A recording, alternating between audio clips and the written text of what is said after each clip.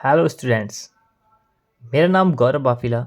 आज अपनी इस वीडियो में मैं आपको ये बताऊंगा कि हमारा जो बीकॉम सेकेंड ईयर है एमबीबीजी हल्द्वानी वालों के यहाँ हमारा जो बीकॉम सेकेंड ईयर है, इसमें जो हमने ग्रुप कितने टाइप्स के होते हैं तो हमने पहले पता कर लिया है। मैंने वीडियो भी बना लिया, आप डिस्क्रिप्शन बॉक्स में इसकी लिंक होगी, वहाँ जाके गो थ्रू कर सकते हैं। और इनके अंदर पेपर कितने पूछे जाते हैं वो भी बता चुका हूँ।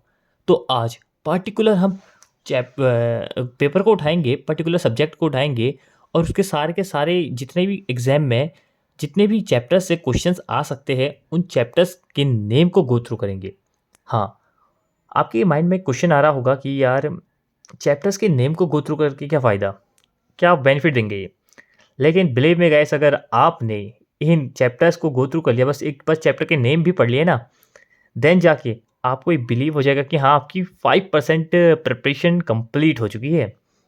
क्योंकि इससे एक अलग ही लेवल का आपकी कॉन्फिडेंस आएगा। और वो कॉन्फिडेंस कैसे आएगा, क्या आएगा, क्यों आएगा, ये सारी की सारी बातों का जवाब जब मैं आपको ये चैप्टर्स बताऊंगा देन जाके आपको पता लगेगा। तो स्किप मत करिएगा वीडियो, भले ही 2x में देख लीजिए लेकिन देखना ही ज़रूर है कंप्लीट वीडियो।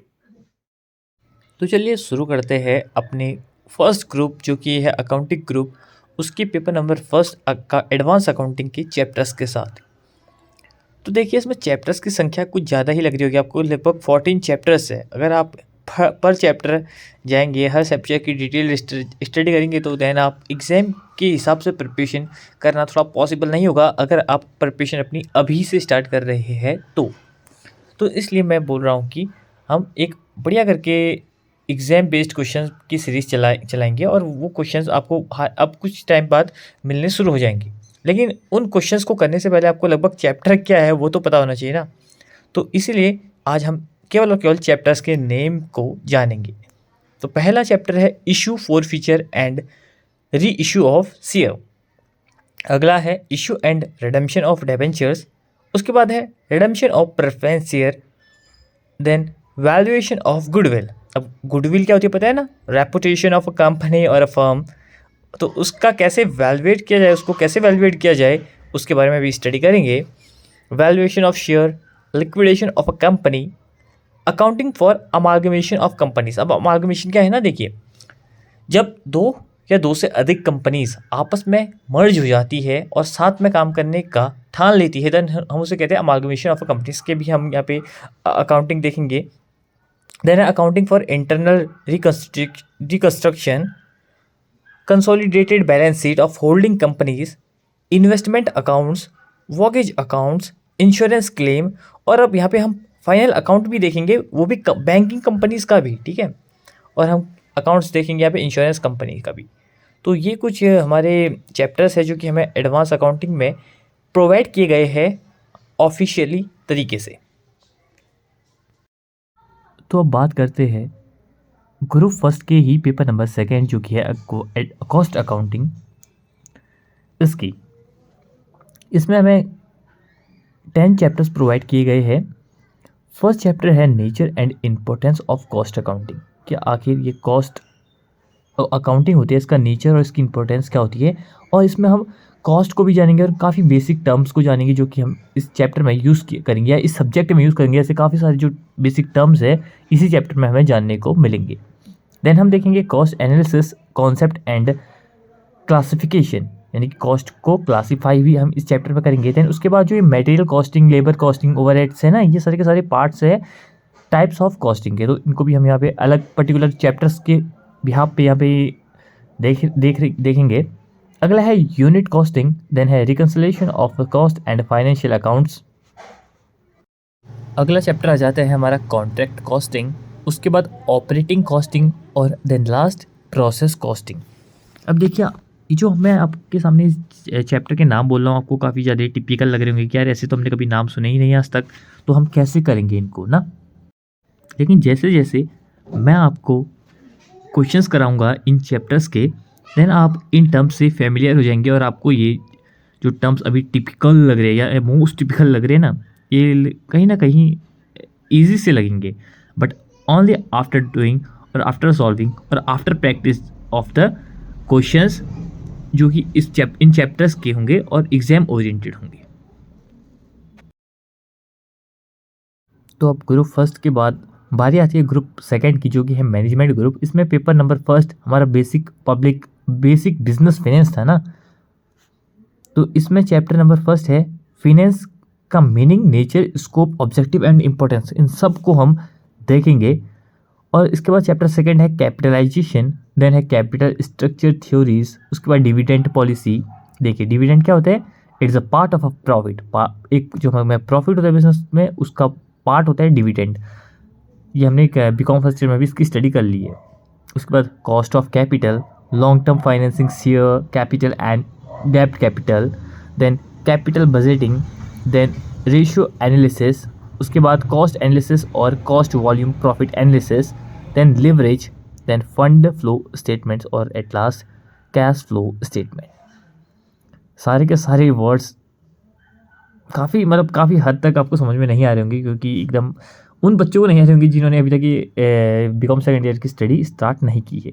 और आप में से काफ़ी बच्चे ऐसे हैं जिन्होंने स्टडी स्टार्ट नहीं की है।